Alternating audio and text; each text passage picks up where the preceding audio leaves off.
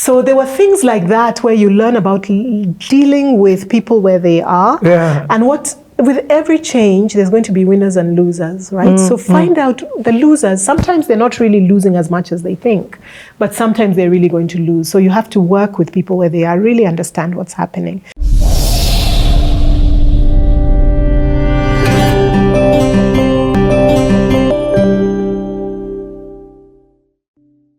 One of the questions that I like asking leaders is, especially private sector leaders in Kenya, is the environment conducive for you to have open, honest conversations with the public sector, in this case with government?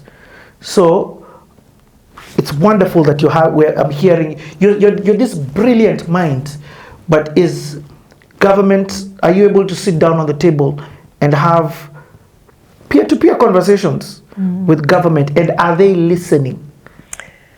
Because the solutions are here. That. Okay, are you going to answer later? No. So when we say government, they and us, is the first fallacy, right? Because firstly, Kenya is very small. We all went to school together. People talk all the time. People who are government today are citizens the next day. Yeah. So if you're asking whether there's a breakdown in communication, or people on the government side don't have a sense of how people are feeling or what's going on, that's not true. Okay.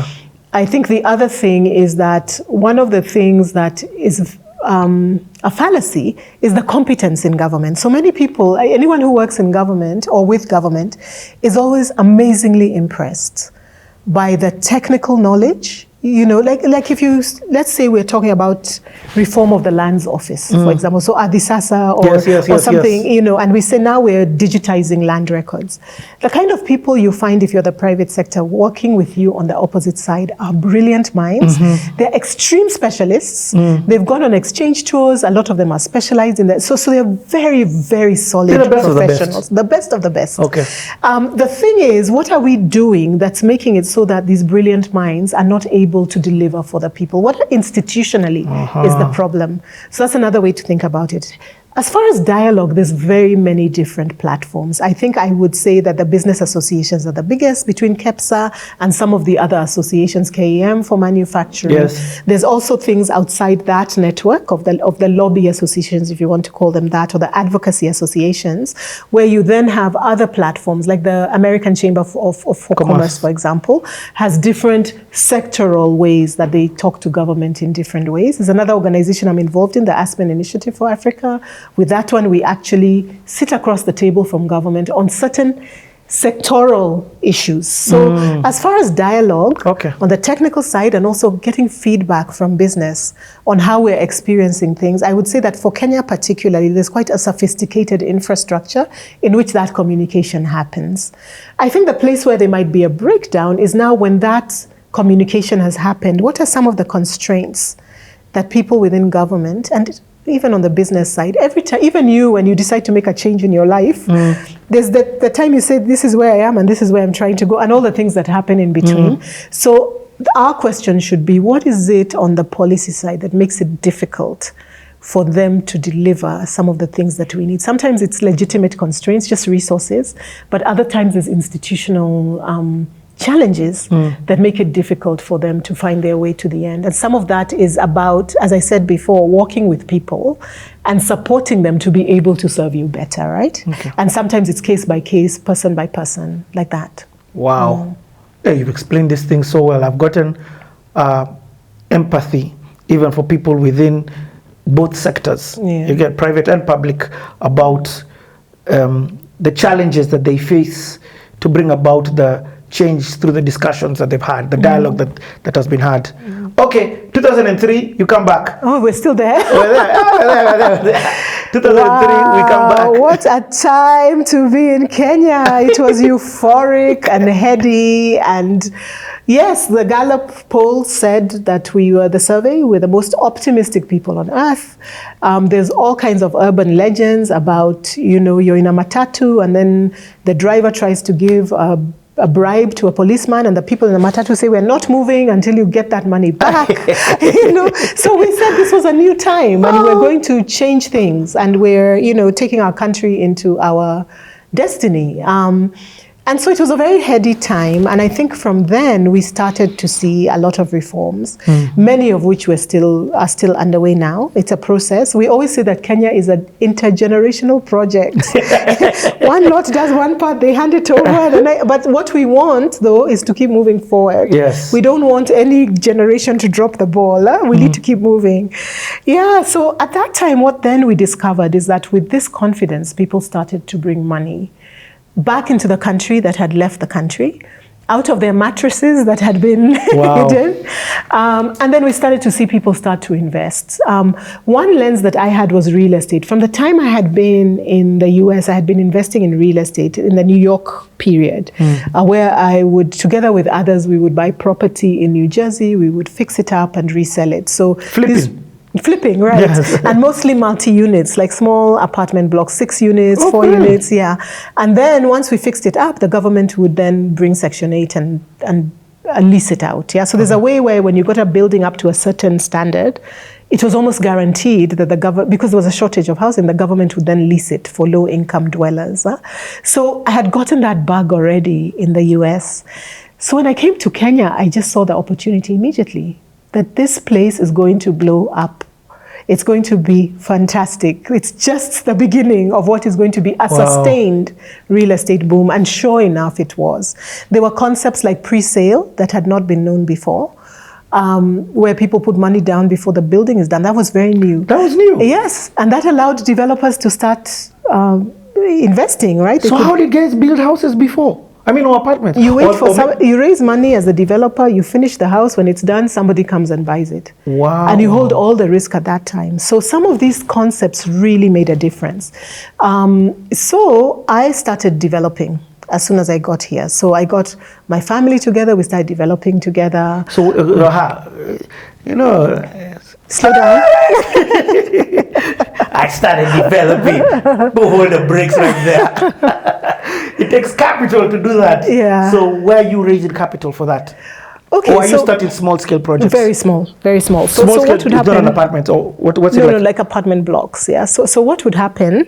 Okay, so the first thing I should tell you about before any of this happens is that I come home and I get a job. Remember, I'm coming from a law firm, Clifford Chance. Wonderful experience, love the law and corporate practice. And so I come home and I start applying and I get a job at the law firm here, Kaplan and Stratton, in their corporate department. Wow. So I start practicing law there. Yeah. Really enjoy it. Now the difference is, okay, that's part of the difference, that's true. But the other part is that because it's a small economy, you can't specialize. Remember I told you my whole job was working for 2 banks doing the same thing. Here, one day I was doing a software development contract. The next day I'm doing a merger and acquisition. The next day, I mean, it was really fun because then you get the full breadth of kind of corporate law. In the US, such a thing is frowned upon because people become super specialized and then they think that if you're that broad, you're not good. You're not good, exactly. You're not deep. You can't be expert. But here you can be actually very broad. And that was a great experience for me. A short while later, I then started looking for work and ended up working as a senior advisor for the USAID. Yeah, so I moved back into an American workplace.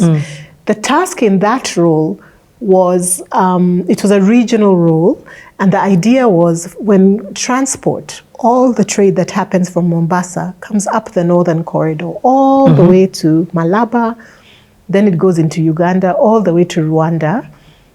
That corridor, what can we do to make goods move more quickly, to remove non-tariff barriers, especially corruption? So the title was Senior Anti-Corruption Advisor.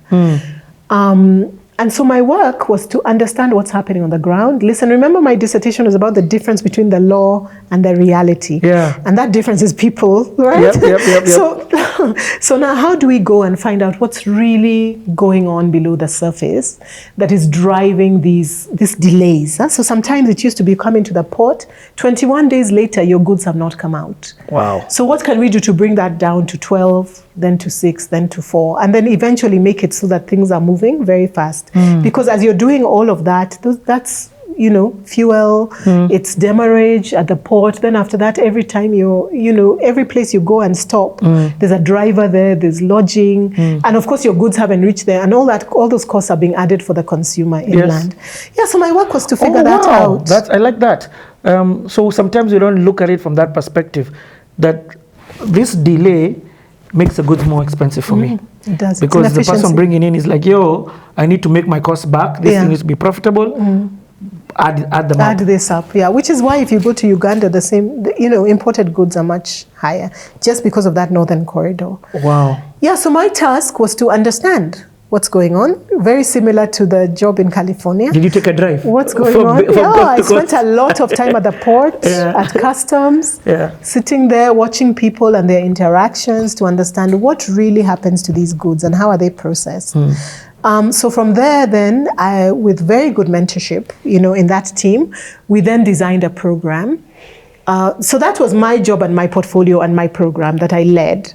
But then I had to design it. And the great thing that I learned about that is, again, I was young and I came with a very big idea. We're going to eradicate corruption along the northern corridor, right? That's what I'm going to do in this job myself. But then what ended up happening is that one of the seniors I was working with, I just remember as we were designing, she looked at it and she said, this looks like a good plan. But I want you to design something that you can show a win in 18 months. You can show I did this, and measurable. So I went back and I redid the whole thing and came back with a program. And of course, this is after visiting the port, talking to different people, figuring out how it took more than a year to actually get that program approved, because they had to get to a point where everybody said, we're going to be able to get these results. So that was my one experience really working in Gava, because it was the American government, but it was still government. A lot of people have to sign off. You have to really weigh all the different stakeholders and what they want out of this thing. But I learned a lot about designing things so that it's a winnable game. Like, you have to create something where at the end you're able to say, yes, we're going to reduce dwell time. We're not going to say that the goods come straight through, but we're able to say it was 2 weeks, 14 days, now we've come to 11. That's all.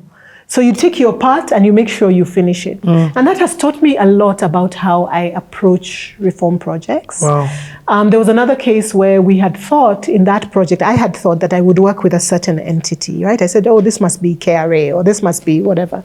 And then you meet with different people, and then you realize this partner is not going to work. Either they don't have the urgency, or they don't have the skill, or you were just not understanding each other. And then, so what I did is I started looking for different ways to accomplish the same result. Who else could help me get where I'm going? Wow. So that's where I learned about negotiating and people moving like water. When you find a stone, you just go around it and keep going. You must not be set in your ways if it's a reform project, around any one party being your partner, any one way this is going to work. You have to learn from the ground and you change as you move. And that's what makes you successful. It never looks the way it's supposed to look. Can I just ask, at that time, what did you do to bring it down and that everybody agreed on? So that's part of working with people who are already moving in the direction you're going. Because you don't want to be in a situation where you're begging people who have no interest. It's what I call the principle of coalition of the willing, right? You really just, if you can, there's times when you're stuck and there's nobody who wants to work with you. And the way I start with partnership is I ask, where are you going? Like, for you, what does a wonderful 2025 look like in your life? Then I listen. And then I think about what I want my 20. And then I look for areas of synergy. So I'm getting on a train you're already headed on. I'm not trying to get you to turn around and go in a different direction. So that was a lot of it. We really did do that. And then in some cases, we would find people want to work with you, but they have a barrier.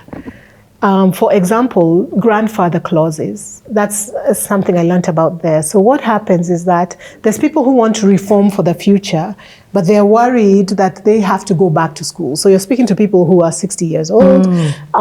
They did their education long ago. They've been doing clearing and forwarding since. Now you're telling them we're about to regulate and raise the standards of this sector. So everybody needs to show this certificate. And then they're like, I really want to help you, but are you going to make me go back to school? So what you say in certain cases is, in 3 years, everybody will have to have done this, so that you exempt this lot, and then they move, on, a lot of them retire, and then now the new people who are coming in are the ones. So you would say if you have 20 years of experience, you don't have to do this. Yes. Then they'll sign off on your program.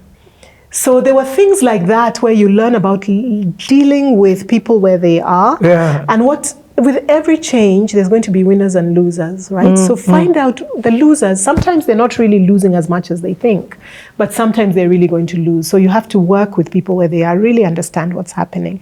So some of those principles I learned from that process of creating reform programs. And since then, some of those lessons have stayed with me, and they allow you to get things moving, right? When you otherwise might be stuck. Wow. So, what year is this first again? It looks now, like you hit the ground like just running. Now we've reached 2007. Yeah. Another crisis about to enter. Yes, exactly. But I'm also starting, as I'm doing this, I'm starting to develop. Yeah, so I'm the real estate. When did you begin projects. doing the real estate development? About 2004, gradually. And what's the first complete project that you do? I do an apartment building called Magnolia Heights in Kileleshwa. Oh, nice. So I pull my family and others into this, and we pool funds to, the project is still there. It's a beautiful So you're one of the first guys who, because Kileleshwa now is just apartments. It's a whole different. Yes. And these ones were, at that time, when we were doing 4 floors, it was very controversial because it was considered dense. Now they've demolished those 4 floors. They build these big things. But we were very particular about preserving the trees, making sure there's green, the view. There were people who were pressuring us to add more units on the property, but we wanted it to be a good experience. I'm still very proud of that project. So, in a situation like that, do you enter into a JV with the landowner? Because in this case, we bought the land. You bought the land? In this case, we bought the land, yeah. But then we had built within 9 months. We had a wonderful contractor, so it was a short project. Wow, okay. And it was a successful project. I think what I did learn, though, from that experience, remember I had been investing in real estate in the US. Then I came to invest in real estate here. I was like, there's a difference.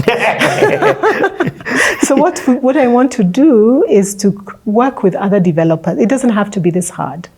So what we want to do is to band together as businesses, create an association where we can start to improve the policy environment. Because some of the things that are making it so difficult for us is because of policy issues. And I had seen before how supportive the policy environment can be to business. Like give me an example of one. Oh, there's so many, because now this became our thing. Yes. So together we created something called the Kenya Property Developers Association. We were the inaugural team of developers who created this. There was Ojijo, there was Kahara, there was a group of us who came together and we registered it and became the first board. And then this organization still exists, it's doing fantastic work. And basically, what we were doing was we worked on Nairobi City Council e-permits, because it used to be that you come as a developer, you want to get your permit, nothing is transparent, you can't figure out even what you're supposed to do. So we wanted it to all be automated. It could have been a bit ahead of its time because it did work, but then back and forth. We also worked on things like a situation like that, you are then affecting the system. Yes, and by the system, because you've just talked about people like the 60-year-old, the grandfather contracts, and you've talked about how having conversations with them, there's ways to have it. But in a situation where there's corruption, where the digital system brings about eradication of corruption and people are living off corruption, that becomes a huge stumbling block. Yeah, so this is where now my studies help, because I studied corruption. You know, in that... you studied corruption? In that dissertation, yes. We were discussing how some of these, exactly what you're saying, that sometimes you're trying to make a reform, and you're saying we're about to move to privatize KPTC. And then you find that there's things pushing back, and you don't know what it is. So corruption could be one, clientelism could be another, clientelism meaning tribalism and me and my people. So we then go back to, now when that situation is the case, how do you then now start working with people to move from there to go to the next level, right? Okay. What I can say is that overall, it's true that people will resist when they're losing something. But overall, almost every Kenyan who's an adult, and even some who are not, know that this has to change. The only thing is that what you'll find is that people are saying change it gradually. It doesn't have to be under my, in my tenure or whatever. But the fact is, people sat on the other side of the table. They want it digitized. They want to work with you. It's just that sometimes, if you want to use the parallel of my better self and my worst, like on my good days, I'm the better angels of our nature. Yes. And then other days I'm working somewhere else, right? And it's the same person. So what you do is you appeal to the better side of people and work with them. But overall, I think most of us want a better country, and we know when we are the ones who are a stumbling block to that. So you need to take time. The other thing we've learned about corruption is that there's opportunities. They say that corruption has incentives and opportunities for corruption. So you can work on incentives and you can work on opportunities. So in this case of the real estate, you are then you were explaining like what you did for, I would just like as a one example. Yes, exactly. For real estate, that's one. So there's e-construction permits. We put in place a code of ethics for developers. So if you're a developer, to have the stamp of the Kenya Property Developers Association, you have to use professionals. You have to follow NEMA. There's certain things that say that this kind of developer is the kind of developer where the building is not going to fall on me, because they have followed these certain things, even sustainability. So we put in place a code of ethics, and to become a developer, you have to sign up on that. You really came to do what your dad said, eh? Come back and change the country. Like, no, for real, it was in your ethos. Yeah, it's in your we DNA. worked together. We really did a lot. And they continue to, right? We also worked on the housing survey. That one I did as part of Sign Real, which is the firm that was doing this development. Where you formed a company that was now doing these real estate development. Yeah, real estate development and real estate advisory as well. And did you now leave your job to enter this full time? Yes, yeah. So I left it, started doing this full time. What a year later? So by 2007, I had now started off on my own. And so you are the CEO and founder of this? Exactly. Wow. Yeah. Okay, a lot of fun, which you can... Yeah, I don't want us to quickly rush over this. Yeah. We'll take it from 2007, because we were 2007, again, things outside of your norm happen that can affect the business environment, and also in 2008. But we'll be back in a bit. Subscribe and share this one.